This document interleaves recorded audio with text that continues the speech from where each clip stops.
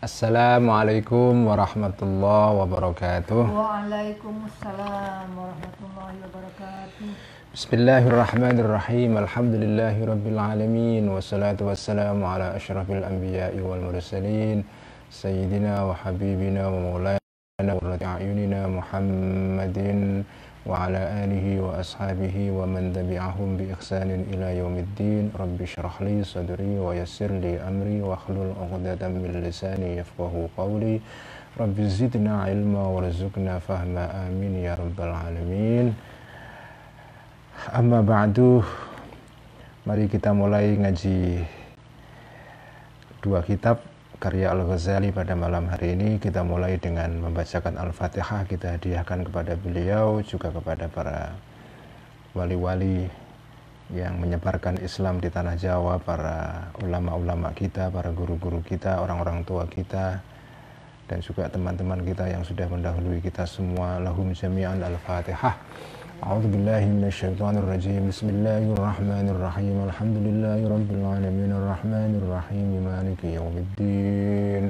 Iyyaka na'budu wa iyyaka nasta'in. Ihdinas siratal mustaqim, siratal ladzina an'amta 'alaihim ghairil maghdubi 'alaihim waladdallin. Bismillahirrahmanirrahim. Kita mulai dari kitab Al-Munqidh minadh dhalal halaman 50. Qala al-muallif rahimahullahu ta'ala wa nafa'ana bihi wa bi'ulumihi fid dharaini amin. Rabbi yassir wa a'in.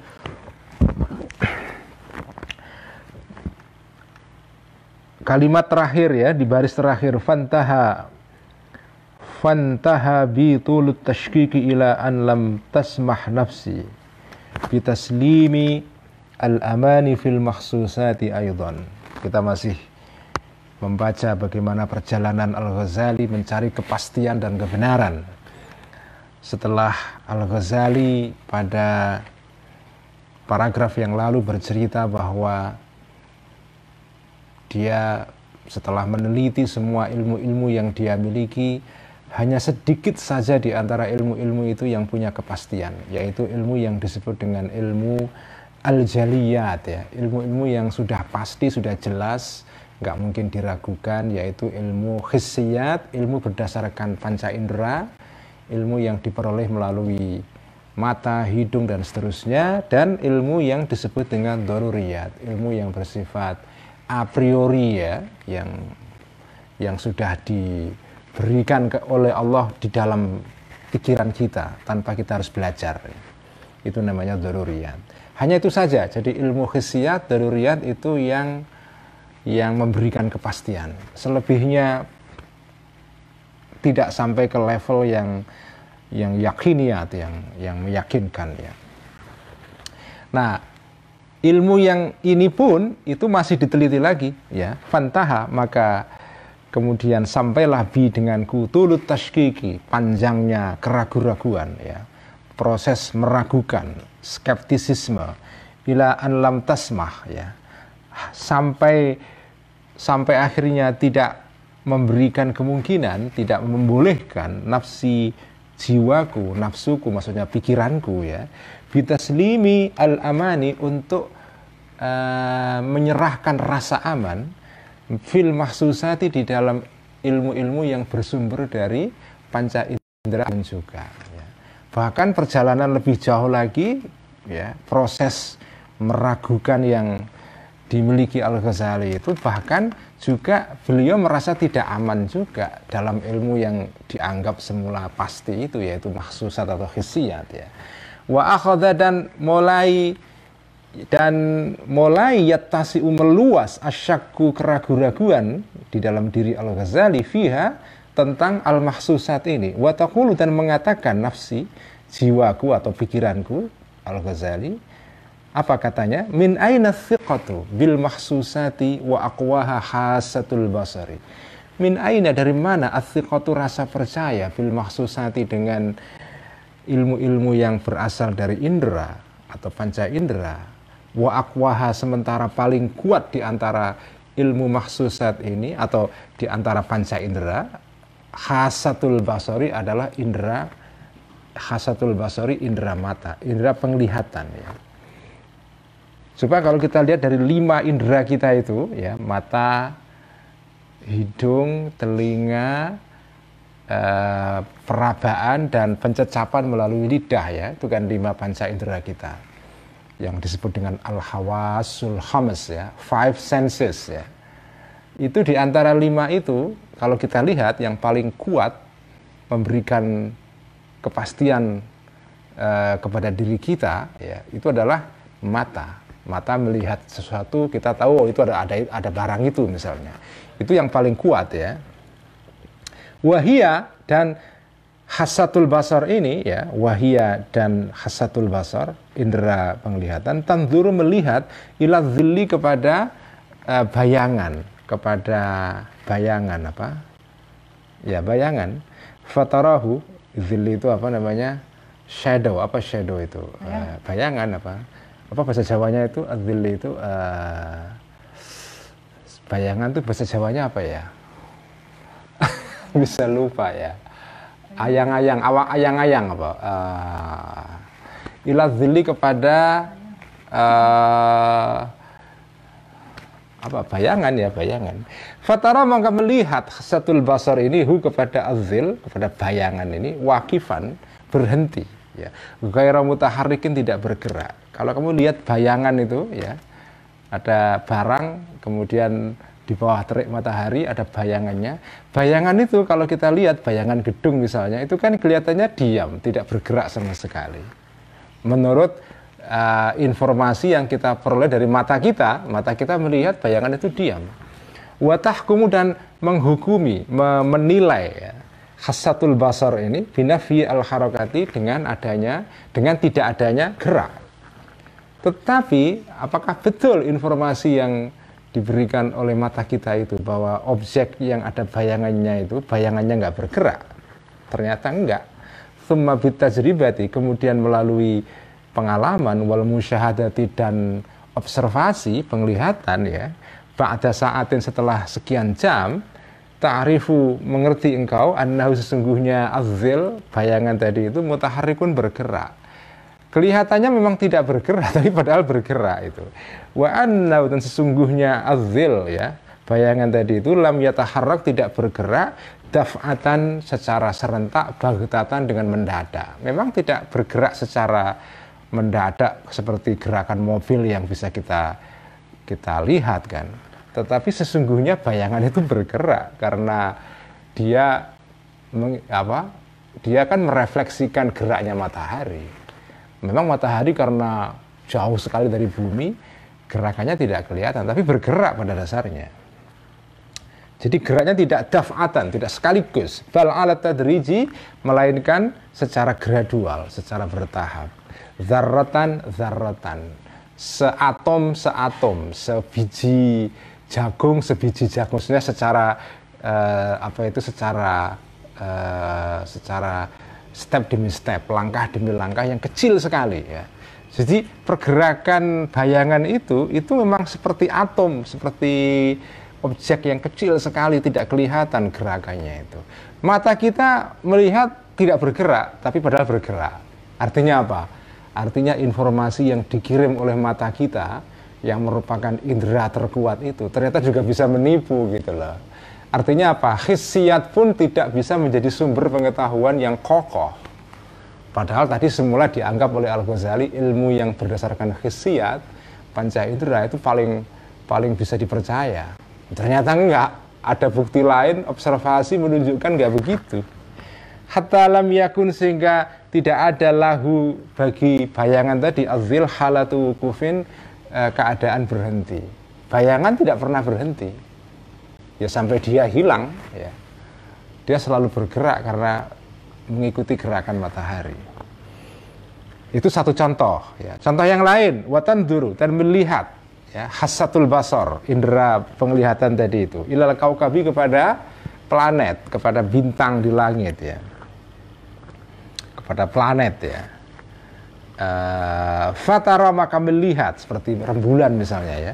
Fatara, maka melihat melihat hasatul basar tadi itu kepada kaukab sohiron, kecil, fi miqdari dinarin, di dalam ukuran 1 dinar, 1 keping koin ya.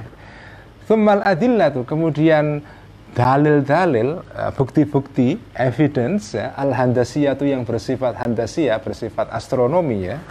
Tadullu menunjukkan ala annau, handasiyah itu sebetulnya artinya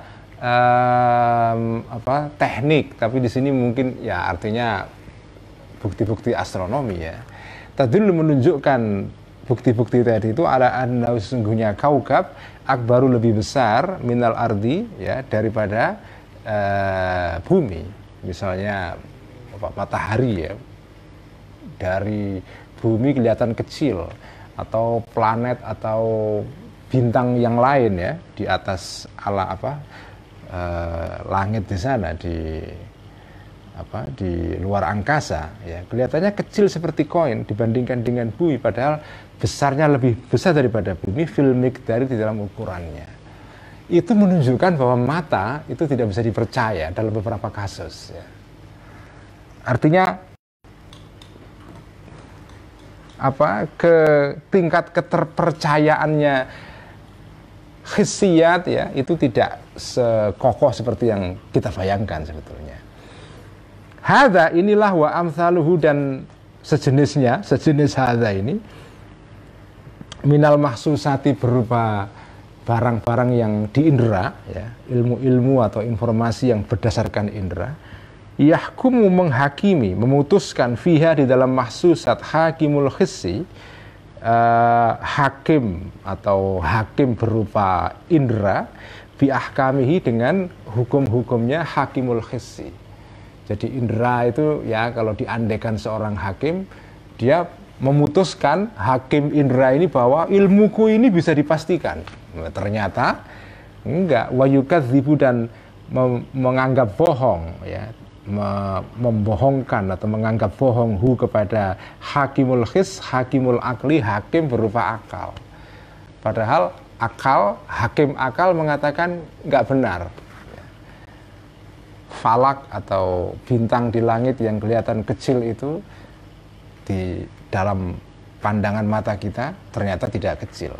Jadi mata, hakim mata ternyata tidak, keputusannya tidak bisa dipegang, nggak bisa dipercaya. Dianggap bohong oleh hakim yang lain, yaitu hakim berupa akal dan nalar itu. Wa tajribati, dan hakim berupa pengalaman atau observasi.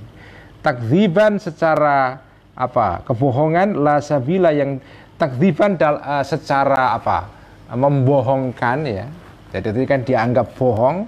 Takdziban begitu rupa, la sabila, tidak ada jalan ila mudafaati, untuk menolak takdzib ini. Tuduhan bohong dari hakim berupa akal dan observasi nggak bisa disangkal. Memang karena betul, ternyata keputusan hakim indra itu tidak bisa dipercaya, dianggap bohong oleh hakim akal dan pengalaman atau observasi itu ya. Ini menarik sekali ya. Jadi Al-Ghazali ini mengalami proses keraguan-raguan, meragukan dasar-dasar pengetahuannya. Ini sekarang kita sudah melihat Al-Ghazali sudah mengarah kepada relativisasi atau relativisme. Makanya bab bagian ini, babnya itu judulnya adalah Madakhilus Safsatoh ya. Jadi jalan-jalan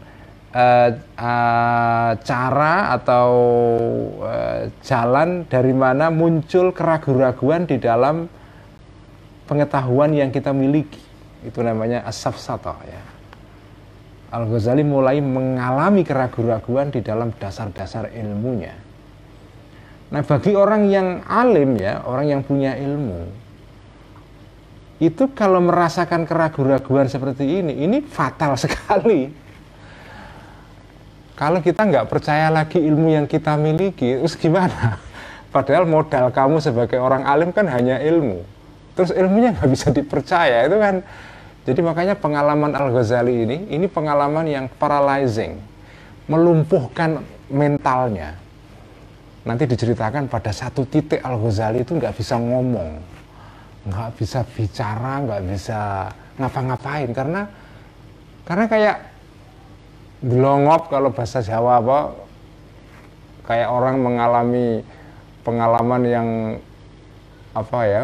yang nggak bisa dibayangkan, terus diem, nggak bisa ngapa-ngapain, speechless. Ki njuk piye nak ngilmuku kabeh iki nggak bisa dipercaya. Padahal sudah doktor, sudah sekolah sampai S3, ternyata ilmu yang nggak bisa dipegangi. Ini ya kalau orang yang tidak peduli pada ilmu ya ini nggak penting. Tapi bagi orang yang punya ilmu seperti Al-Ghazali, keraguan-raguan seperti ini melumpuhkan mentalnya. Inilah proses safsatoh namanya ya. Proses orang meragukan ilmunya sendiri. Seperti seorang sofis ya, orang sofistoiun, para filosof Yunani zaman dulu yang suka rewel dan nyinyir kepada semua orang yang punya klaim kebenaran, dikritikin, diganggu, itu pekerjaan orang-orang sofis dulu ya. Pokoknya kalau ada orang punya klaim mengaku saya tahu ini, langsung diganggu, dikritikin, dibully, ya itulah. Sofistoiun itu ya kalau zaman sekarang ya orang yang suka nyinyir itu kira-kira begitu. Jadi apapun dinyinyiri itu ya. Nah, Al-Ghazali ini menuju kepada pengalaman itu ya. Fakultu, maka mengatakan aku, Al-Ghazali maksudnya, qad batalat, telah hancur, telah gugur as-siqatu, rasa percaya bil mahsusati, dengan mahsusat, barang-barang yang diindera. Aidan juga hilang kepercayaanku kepada ilmu-ilmu berdasarkan indera. Fala'allahu, maka boleh jadi ya. Fala'allahu, maka ini hunya dhamir sya'an ya. Maka boleh jadi hal berikut ini ya.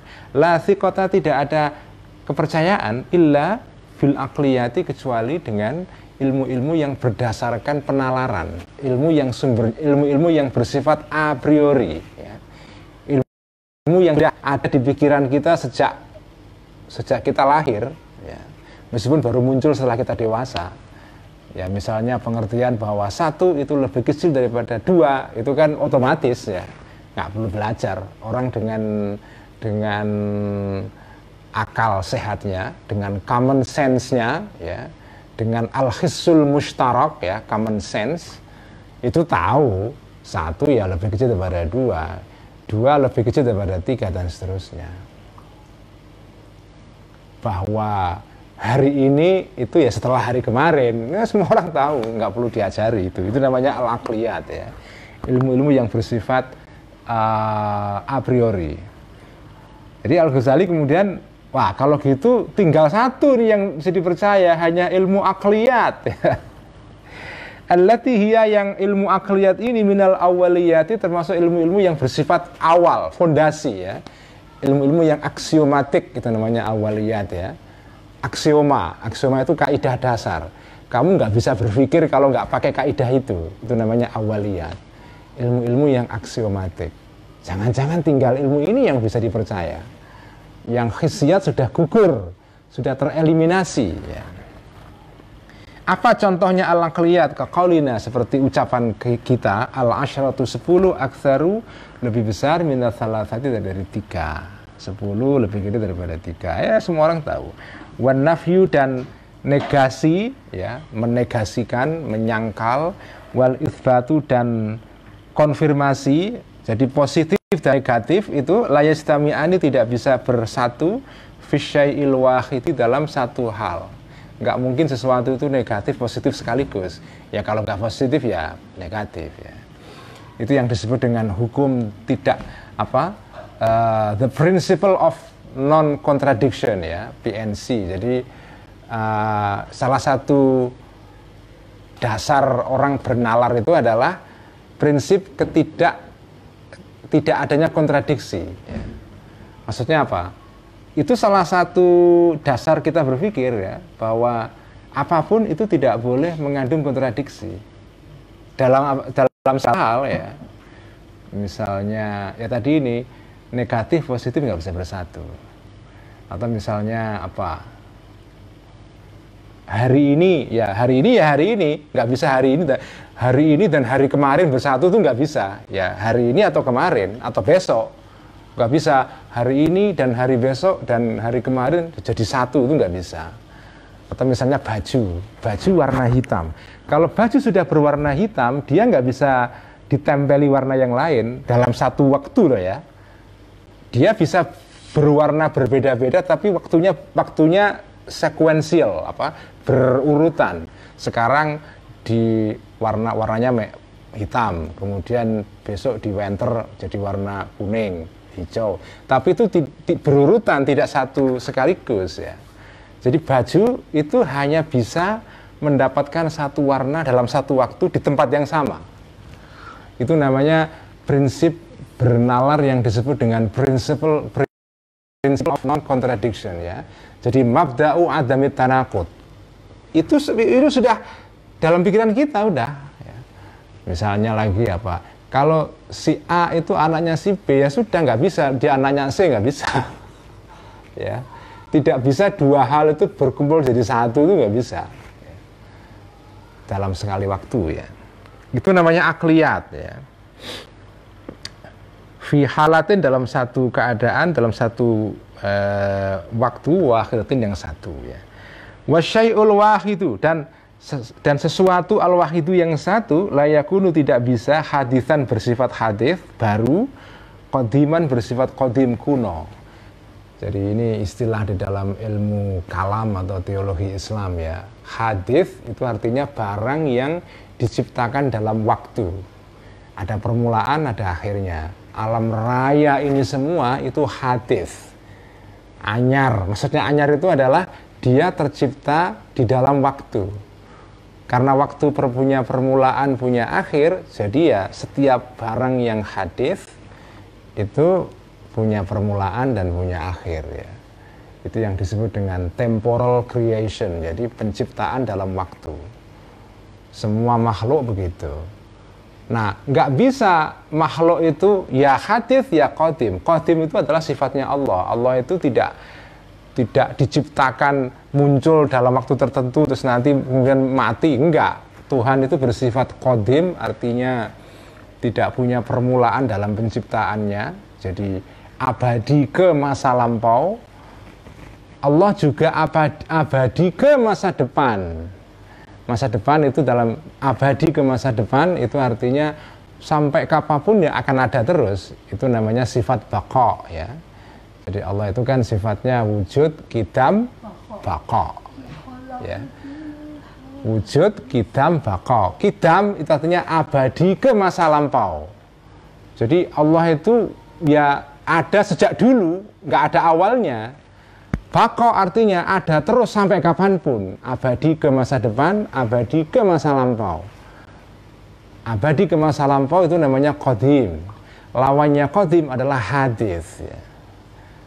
Abadi ke masa depan itu adalah baqa atau baqin. Lawannya adalah fanin, fana, maksudnya hancur, hilang, mati ya. Nah, nggak bisa barang itu bersifat qadim dan hadis sekaligus, nggak masuk akal. Atau bersifat baqa dan fana, nggak bisa. Ya kalau baqa, fana, nggak bisa jadi satu. Itu hukum akal, itu prinsip a priori, sesuatu yang sudah ada dalam akal kita tanpa kita pelajari di kampus. Dan itu fondasi awal dari pengetahuan. Ya, tanpa itu, jadi artinya apa? Ini ajaib ya. Gusti Allah itu menciptakan manusia dengan akalnya itu dikasih modal dasar untuk berpikir. Kelihatannya kan sepele kan ya. Prinsip tidak boleh adanya kontradiksi, itu sepele. Bahwa negatif dan positif tidak bisa bersatu, itu kan sepele. Tapi kalau nggak ada prinsip itu, pengetahuan yang bermacam-macam sekarang ini nggak bisa muncul. Kalau tidak ada prinsip ini, pengetahuan nggak bisa tegak.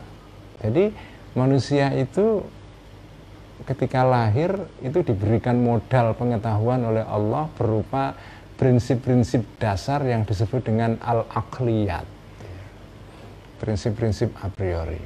Ya kita harus bersyukur itu. Kita nggak pernah kan mensyukuri adanya akliyat itu. Padahal itu nikmat yang luar biasa. Ilmu sains modern yang banyak sekarang ini bercabang-cabang itu nggak bisa muncul kalau nggak ada ilmu dasar ini. Ya. Jadi jangan dikira manusia itu bisa mencapai ilmu karena dirinya sendiri. Enggak. Ada intervensi dari yang maha tahu, yaitu Allah ya. Karena kita diberikan nikmat berupa al-aqliyat ini. Ini bisa panjang kalau dibahas ya. Ini masalah filsafat pengetahuan yang panjang keterangannya. Jadi itu, jadi objek atau sesuatu yang satu nggak bisa bersifat hadis dan qadim sekaligus. Maujudan sesuatu yang ada, makduman tidak ada, nggak bisa ada atau tidak ada, nggak bisa ada dan tidak ada sekaligus, nggak bisa. Ya. Makanya hari itu ya kalau nggak kemarin ya sekarang atau masa depan, nggak bisa hari itu ya sekarang ya kemarin, nggak bisa campur itu ya. Wajiban muhalan, sesuatu yang wajib, muhalan muhal, ya nggak bisa ya. Kalau wajib, maksudnya wajib itu sesuatu yang harus ada. Muhalan tidak mungkin ada ya. Misalnya Allah itu wajib adanya, terus kemudian nggak mungkin sesuatu itu wajib adanya dan tidak mungkin adanya, nggak bisa ya. Itu contoh-contoh al-aqliyat. Nah, jadi sekarang tinggal satu ini yang tersisa dari ilmu-ilmu yang tadi sudah ditapis, difilter satu persatu, tinggal satu yang potensial ya, baru potensial ya, potensial mengandung keyakinan di situ, yang reliabilitasnya bisa diandalkan.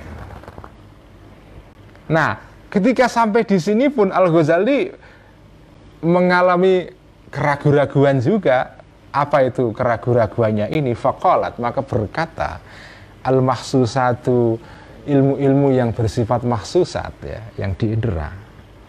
Al-mahsusat kan tadi kan sudah dieliminasi, nggak terima dia. Ini protes dia.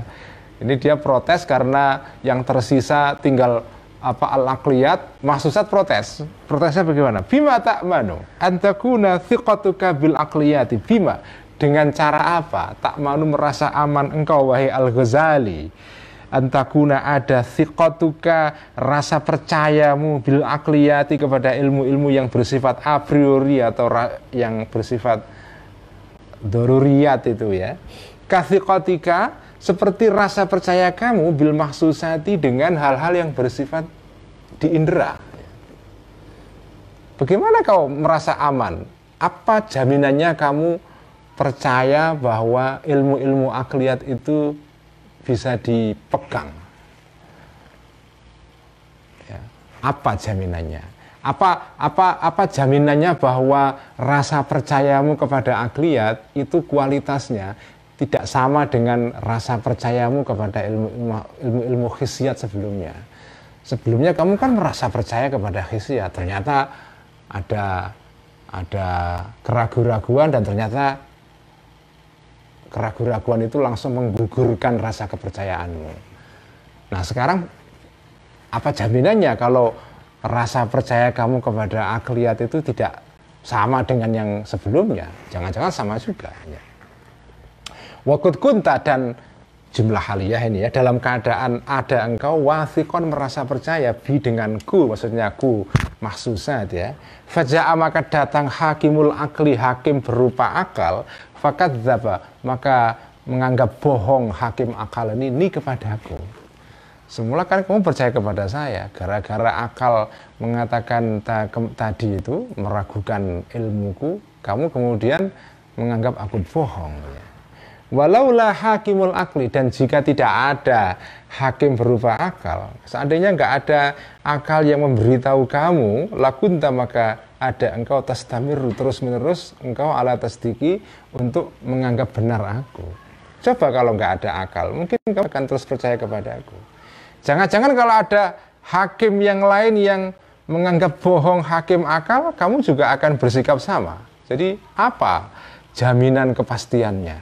Ada nggak? Ada garansi nggak? Fala'alla wara'a idrakil akli. Maka barangkali di balik pengetahuan akal, ya. Idrak di sini maksudnya pengetahuan, ya.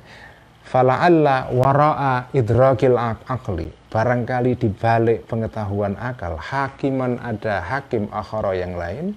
Idza tajalla, jika seandainya nampak hakim yang lain ini kadzdzaba, maka dia akan menganggap bohong hakim yang lain ini al-aqla kepada akal fi hukmi di dalam keputusannya akal.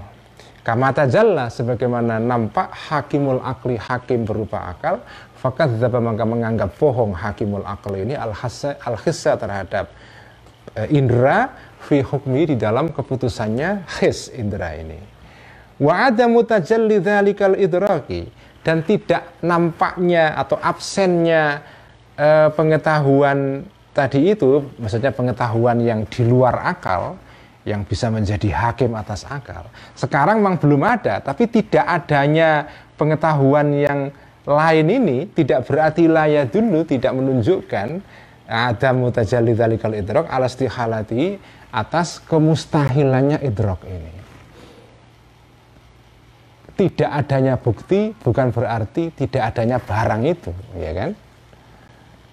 Jadi jangan-jangan hakim akal ini, kalau ada hakim yang lain yang lebih tinggi daripada dia, kemudian menganggap, memberikan penilaian dan menganggap bohong hakim akal ini, jangan-jangan kamu akan tahu dan menjadi paham bahwa ilmu akal itu ternyata juga nggak bisa dipercaya juga, ya. Meskipun hakim yang tinggi yang sekarang ini belum ada ini pengetahuan yang di atas akal, tapi kan siapa tahu nanti di masa depan ada. Kita kan nggak ada garansi juga. Jadi skeptisisme, keraguan Al-Ghazali itu sampai ke tingkat seperti ini.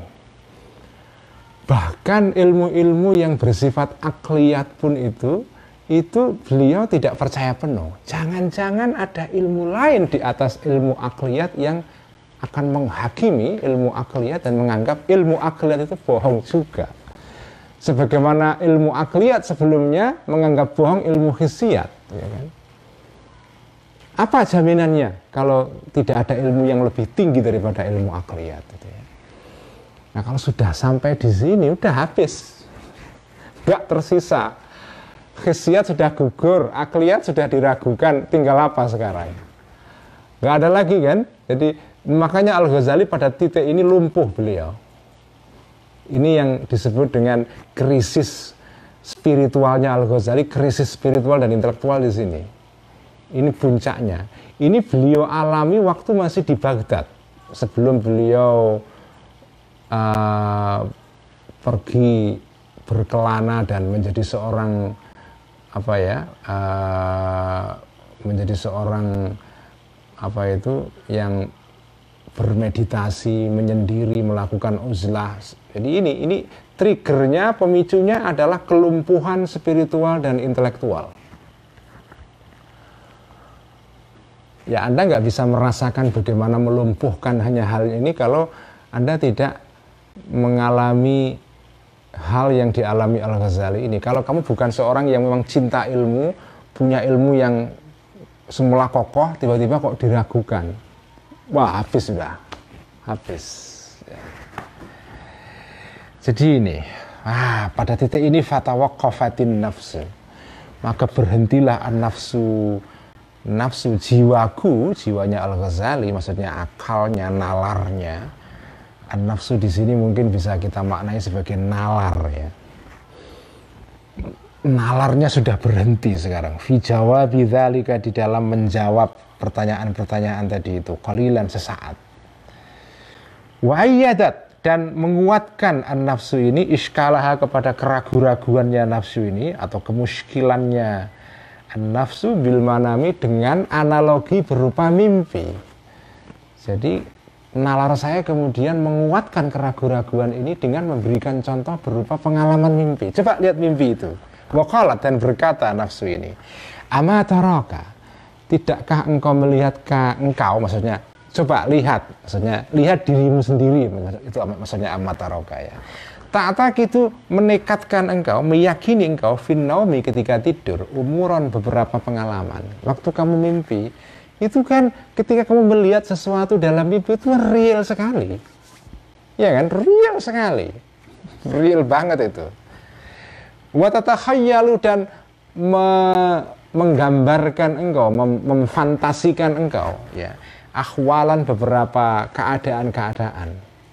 Mimpi tiba-tiba sampai ke Amerika, ke Mekah itu, padahal di Jati Bening ya, tapi dalam mimpi dia seolah-olah ke Amerika, ke Mekah ya. Bener kayak ke Mekah beneran itu. Wa ta'ata gitu, dan menekatkan, mempercayai engkau laha kepada keadaan-keadaan ini, ahwal ini, sabatan, ketetapan ya, permanensi, jadi seolah-olah solid, kayak pengalaman kita lihat pada saat bangun tidur itu, wastikroron, dan ketetapan. Jadi ini bukan sesuatu yang seolah-olah palsu, enggak ya.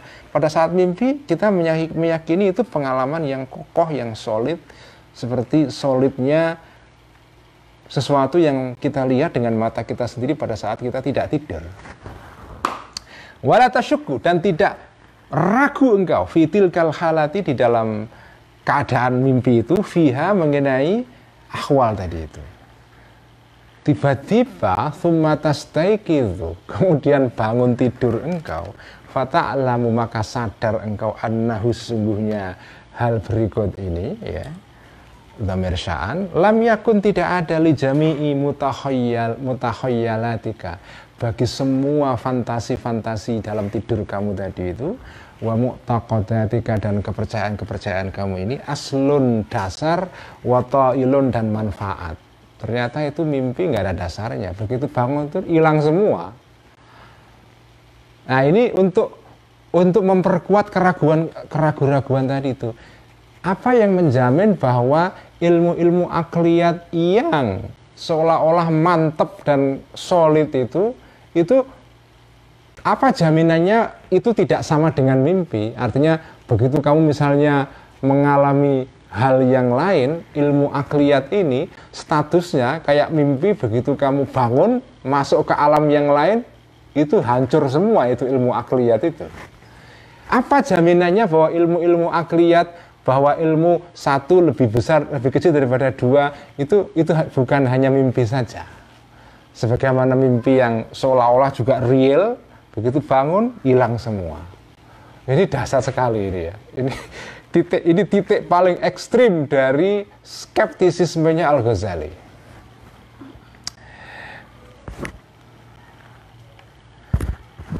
Fabima ta'manu, maka dengan apakah ta'manu, merasa aman engkau, an yakuna, ada jami'u ma, semua hal ta'tak itu yang menekatkan engkau kepada ma, fiyaqzatika, di dalam bangun tidurmu, bihisin, melalui indramu, au aklin, atau akal kamu, huwa adalah hakun, itu benar, kebenaran, fil idhafati, dalam hubungannya, ila halatika, kepada keadaanmu ya, allati anta, yang engkau fiha, dalam keadaanmu ini, dalam keadaan sekarang ini. Artinya apa jaminannya kamu merasa aman, merasa digaransi ya, bahwa ilmu yang kamu peroleh dengan indera dan akal kamu sekarang ini ya, itu betul-betul bisa dipercaya, hakun. Jangan-jangan kehidupan sekarang ini kayak mimpi, begitu kamu nanti bangun ke kehidupan yang lain, ilmu-ilmu yang kamu anggap seolah-olah benar dalam kehidupan sekarang ini hancur semua ya. Tetapi yumkinu, mungkin saja, antatra, untuk datang alaika, kepadamu, halatun, suatu keadaan, takunu, yang ada, nisbatuha, hubungannya halah, keadaan ini, ila yaqdhatika, kepada bangun tidurmu sekarang ini, maksudnya bangun tidur di dunia ini ya, melek kamu, itu maksudnya ketika ila yaqdhatika, kepada melek kamu ya, melek kamu di dunia ini, kanisbati yaqdhatika, adalah seperti hubungannya melek kamu ila manamika, kepada tidurmu. Wa takunu, dan ada yaqdzatuka, melek kamu yang sekarang ini di dunia itu adalah statusnya adalah nauman, seperti tidur, fil idhofati, kepada dalam hubungannya ilaiha, kepada halatun tadi itu. Fa idza waradat, dan ketika datang tilkal halatu, keadaan tadi itu, keadaan pasca hidup sekarang ini, di mana kita melek sekarang ini, tayaqqanta, maka merasa yakin engkau anna jami'ama, sesungguhnya semua ilmu-ilmu, tawahamta, yang mengira engkau, biaklika, dengan akal kamu, ya, kamu yakini apa? Khayalatun, adalah berupa khayalan-khayalan, berupa ilusi-ilusi, la hasila, yang tidak ada kegunaan, tidak ada manfaat laha, bagi khayalat ini. Wah, ini keren banget ini ya. Jadi kira-kira kalau dibuat skema gitu ya. Jadi ada mimpi, terus kemudian melek. Maksudnya melek ini setelah kita mimpi melek. Setelah melek ada melek yang lebih melek lagi. Ya kan?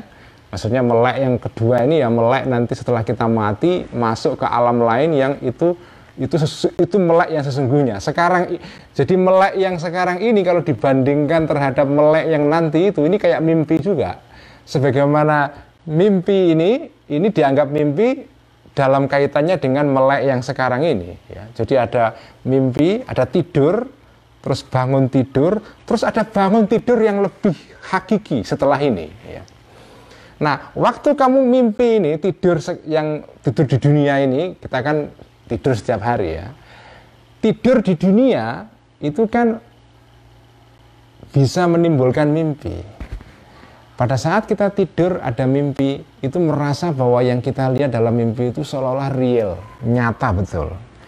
Begitu melek di dunia, kita, wah ternyata itu mimpi saja, hilang semua itu. Hal-hal yang kita anggap semula real itu.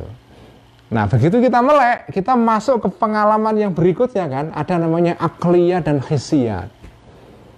Ada hal-hal yang kita lihat dengan mata waktu kita melek, yang kita yakini dengan penalaran waktu kita melek itu.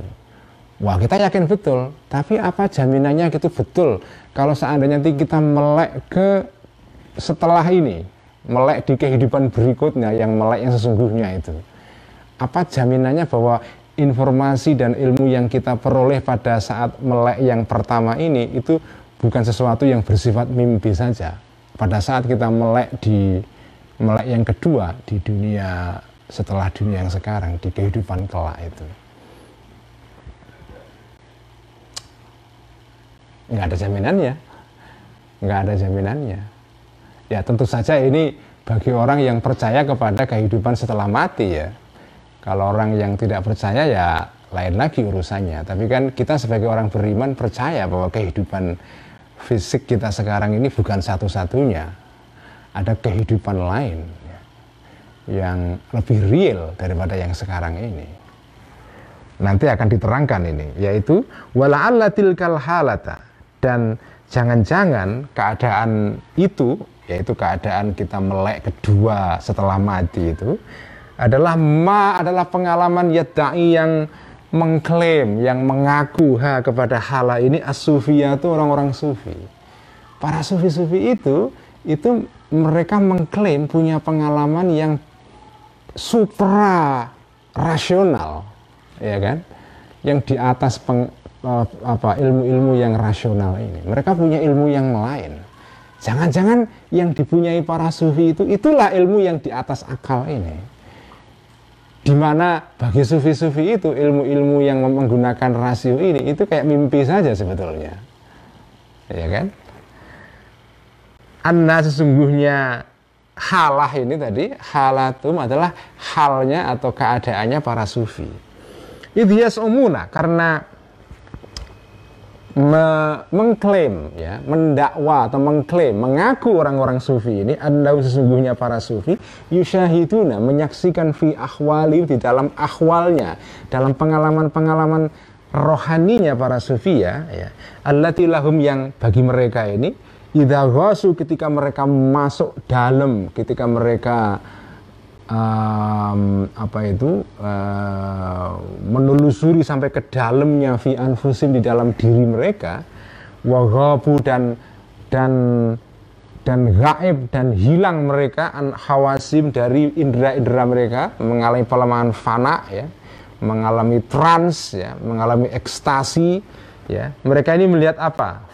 Maf'ulnya yusyahiduna ahwalan, pengalaman-pengalaman. La tuwafiku, yang tidak cocok pengalaman-pengalaman ini hadhil ma'kulati, kepada ilmu-ilmu ma'kulat ini. Pada tataran pengalaman sufi itu, ilmu-ilmu ma'kulat ini hancur semua ya. Hancur semua.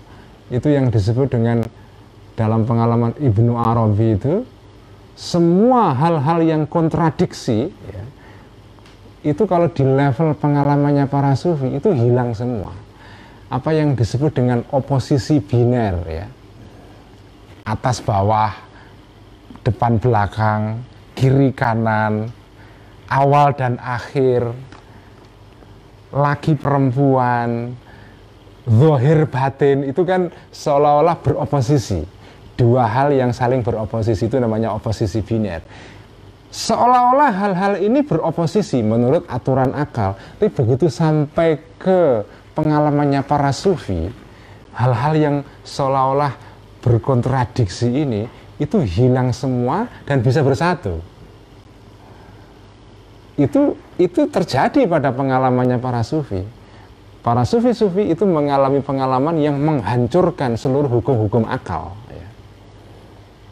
Bagi para sufi-sufi, pengalaman-pengalaman atau ilmu-ilmu akliyat itu ya kayak mimpi saja. Jangan-jangan itu ya. Ini Al-Ghazali sudah sampai ke puncak yang paling puncak ini ya. Puncaknya puncak sudah. Dan ini yang melatar belakangi kemudian Al-Ghazali masuk tasawuf ya. Di sini ini kuncinya. Bayangkan ya, jadi Al-Ghazali ini ya Allah Gusti, memang dahsyat betul orang ini ya. Makanya saya bilang orang satu ini memang dramatis hidupnya, terutama kehidupan intelektualnya ya. Mungkin nggak ada ulama yang seperti ini. Makanya dia disebut sebagai Mujaddidul Qarnil Khamis ya, pembaharu abad ke-5 Hijriah. Dalam pengertian yang sesungguhnya, dunia Islam itu berubah total setelah kemunculan Al-Ghazali. Andai Al-Ghazali nggak ada, itu corak dunia Islam Sunni itu mungkin agak beda. Setelah, dan sampean nggak bisa mengapresiasi apa yang saya katakan ini kalau sampean tidak membaca sejarah ketika Al-Ghazali hidup. Beliau hidup pada abad ke-5 Hijriah ya. Itu era ketika peradaban Islam sudah sampai ke puncaknya, bahkan sudah mulai menunjukkan tanda-tanda kemunduran. Kekuasaan Islam sudah mencapai puncaknya pada era Abbasiyah. Pertengkaran doktrin di antara kelompok-kelompok Islam, firqah-firqah dahsyat sekali. Pokoknya kecamuk dan kemelut zaman pada saat Al-Ghazali hidup itu luar biasa.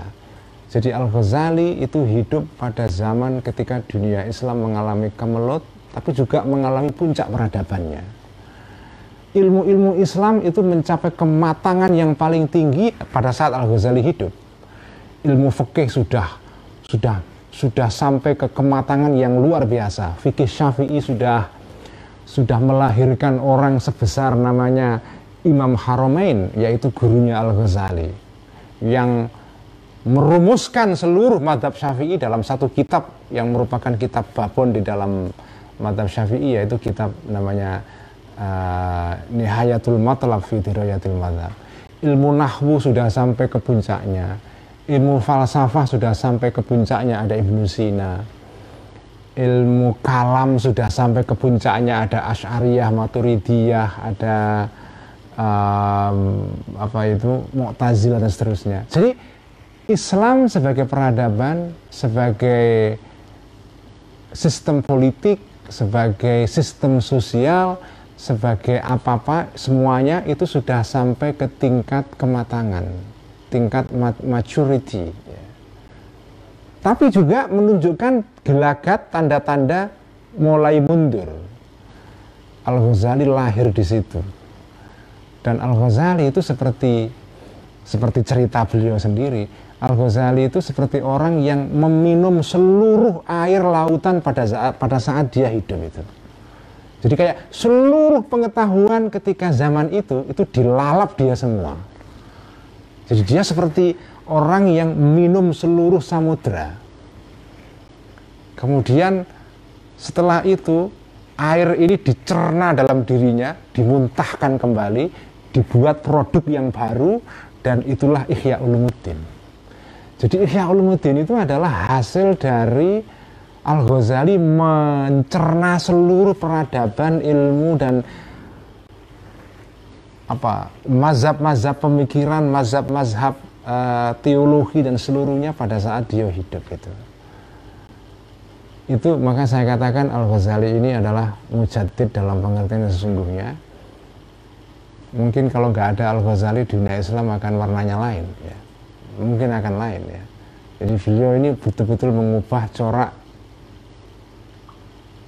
dunia Islam, peradaban Islam, terutama peradaban mental dan peradaban spiritual ya.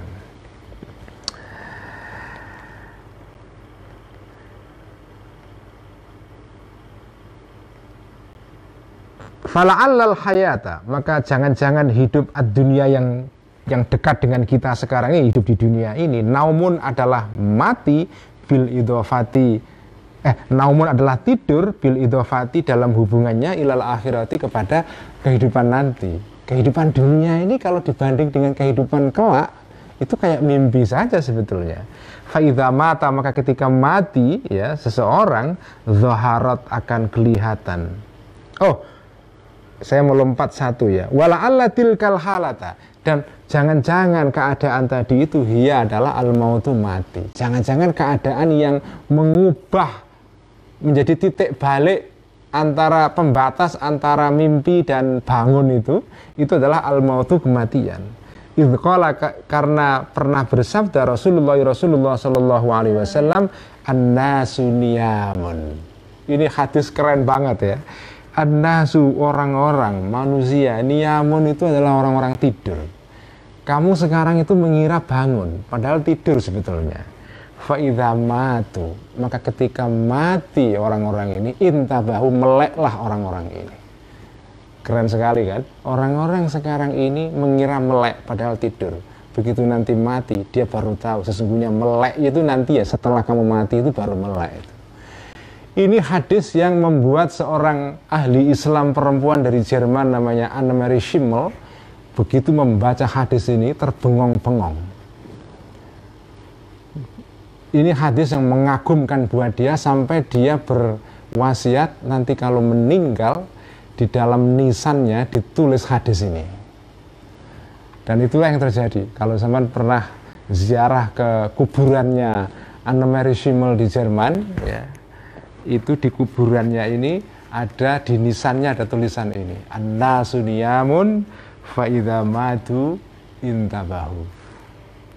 Sekian ngaji Al-Munqidh malam ini, kita teruskan besok malam ya. Semoga kita mendapatkan pencerahan spiritual dan intelektual dari pembacaan atas kitab Al-Munqidh ini. Terima kasih. Mari kita teruskan dengan Ihya. Allahumma salli ala sayyidina Muhammadin tibbil qulubi wa dawaiha wa afiyatil abdani wa shifaiha wa nuril absari wa dhiyaiha wa ala alihi wa sahbihi wa sallim. Sekian, wassalamualaikum warahmatullahi wabarakatuh. Waalaikumsalam.